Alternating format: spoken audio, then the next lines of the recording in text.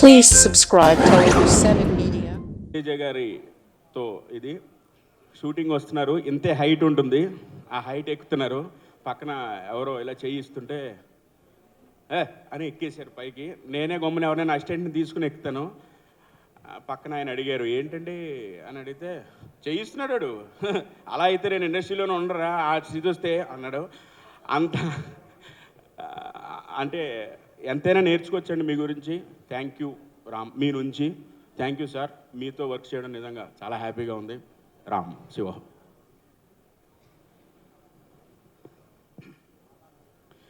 అందరికీ నమస్తే అండి. ఈ చల్లని సాయంకాల వేళ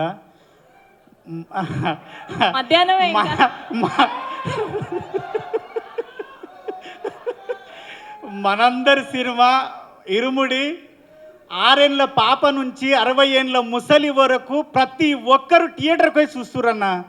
ఎవరన్నా మా ఇంటి పక్కన రామ్లక్ ఉంటుంది, ముసలామే మా పోరడు అన్నాడు, నాయనమ్మ 4 రోజులు అయితే ఫోన్లు వస్తుంది చూడొచ్చు అంటే, అరే బాడక అది సినిమా ఆ థియేటర్లో చూసే సినిమానంట, ఫోన్లలో చూడొద్దంట, థియేటర్లో చూసే సినిమానంట అని ఒక ముసలామె అన్న, ఒక 55 ఏళ్ళ ముసలామే ఆ మాట అంటుంది. ఆమె కూడా థియేటర్లో చూడాలనుకుంటుందంటే మన సినిమా ఎంత గొప్ప సినిమా అన్న, ఎంత గొప్ప కథ అన్న. ఇన్స్టాలో మొత్తం సినిమాను మొత్తం రివీల్ చేసేసారన్న. అయినా సరే ఏ ఒక్కరు కూడా ఎంత రివీల్ అయినా సరే ప్రతి ఒక్కరు సినిమాని థియేటర్లోనే చూడాలి, సినిమాని థియేటర్లోనే చూడాలి అన్న. నిజంగా చెప్తున్నా, అప్పుడెప్పుడో ఒసే రామలమ్మ సినిమాలో ఒసే రామలమ్మ సినిమాకి మా ఊర్లో లైన్లు కట్టి ఆడ మొగ అమ్మ నాయనమ్మ పిల్లలు అందరు పోయేది.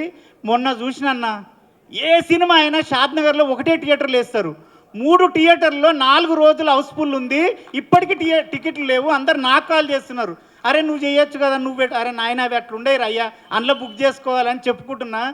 అంత గొప్ప సినిమా. ఇంకోటి సార్, నీకు నేను నా భార్య నా పిల్లలు నేను సచ్చే వరకు శివనిర్వాణ సార్ని మర్చిపోతే నేను మనిషినే కాదు. ఎందుకంటే నేను ఒక 18 ఏళ్ళు అయింది ఇండస్ట్రీకి వచ్చి, ఒక 12 ఏళ్ళ నుంచి ఒక లేడీ గెటప్లో బతుకుతున్నా.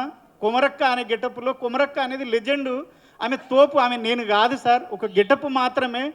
నన్ను చాలామంది చాలా విధాలుగా కొన్ని అవమానపరిచి వీడికి లేడీ గెటప్పే చేస్తాడు, వీడు లేడీ గెటప్పే చేస్తాడు. నా ఫ్రెండ్స్ నా డైరెక్టర్లు నా రూమ్లో ఉన్నోళ్ళు 15 మంది డైరెక్టర్లు అయ్యారు సార్. వాళ్ళు ఒక్కరు కూడా నా గురించి ఆలోచించలేదు సార్. నేను ఎంత చేస్తున్నా వాళ్ళకి తెలుసు. కానీ మీరు నా అన్న కాదు, నా తమ్ముడు కాదు, మీరు నాకు పరిచయం లేదు, ఎందుకు ఇచ్చారు సార్? నాకు 3 రోజుల నుంచి ఒక్కటే ఫోన్ మోగుతుంది. నా పిల్లం ఎప్పుడు నాతో సంతోషంగా లేదు. 3 రోజుల నుంచి దాని సంతోషం చూస్తుంటే, బావా నువ్వు ఏదైనా చేయగలవు, వీడు కొమరంగాడు అంటున్నారు బావా. నాగులుగాడు అయిపోయాను సార్, నేను నాగులు అయిపోయాను సార్. అది మీ పుణ్యమే సార్.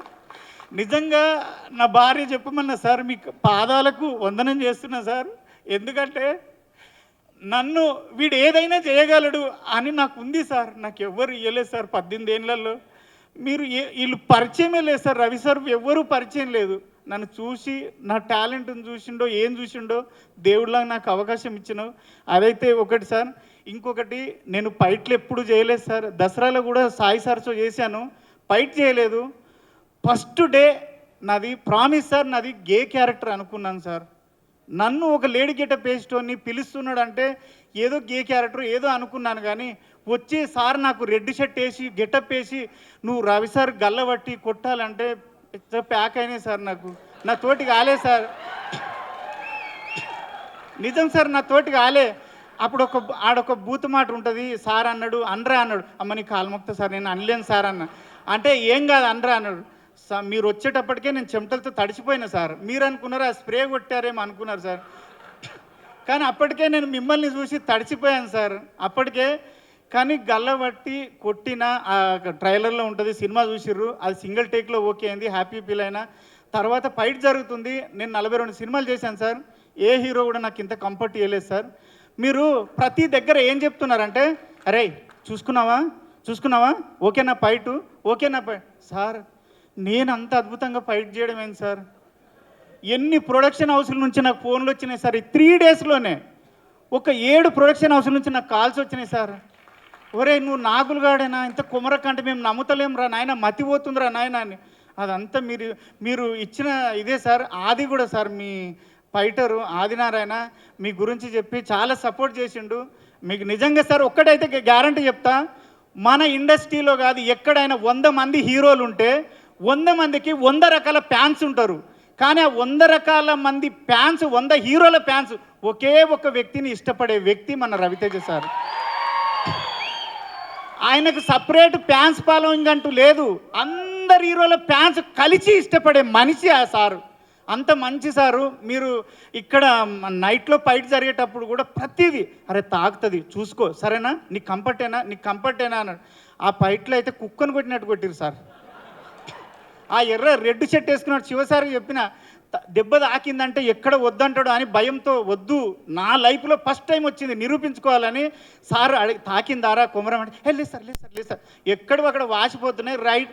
ప్రతిరోజు ఆ 4 రోజులు డోలో వేసుకొని పండుకున్నా సార్. మందు అలవాటు లేదు, మందు ఉంటేసి కానీ డోలో వేసుకొని పండుకున్నా కంపల్సరీ. కానీ మీ మంచితనం ఏంటంటే దెబ్బ తాకిన ప్రతిసారి వచ్చి అరే సారీరా తాకిందా అంటే ఏం తాకలేదు సార్, ఏం భయము.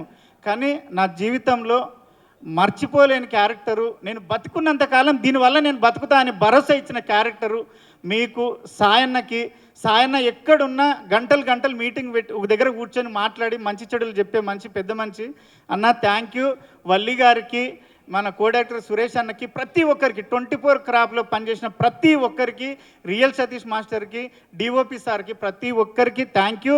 ఆ టీచర్ అమ్మ నీ గురించి మా వదిన మా భార్య అందరు ఏమన్నారంటే తప్పుగా అనుకో సార్, ఉన్నట్టు చెప్తున్నా, అదే ఆ టీచర్ అమ్మ ఎదురా రాక్షసి ఉన్నట్టున్నది దాన్ని చంపుండ్రు అన్నారు. అంటే నీ మీద అంత కోపం వచ్చింది జనాలకి అంటే మీ ఎంత సక్సెస్ చేశాం సార్, అసలు ఎంత సక్సెస్ చేశాం. సాయన్న ఒక్కటే డైలాగ్ అయిపోయింది. మీరు లాస్ట్లో మీరు రవితేజ్ సార్ తోటి ఒక్కసారి మా భార్యను పాపకి చెప్పొస్తా అంటే సార్ అయిపోయింది ఇంక లేదు. మీ అందరికీ థ్యాంక్ యూ ప్రొడ్యూసర్లకి అందరికీ, అనంత శ్రీరామ్ గారికి thank you so much sir. మీ అందరికీ పాదాభివందనం చేస్తాను. మాకు అర్థమైంది మీ ఆనందం అంతా కూడా. కంగ్రాచులేషన్స్ మీకు. ఎస్ కమాన్ రాఖీ గారు.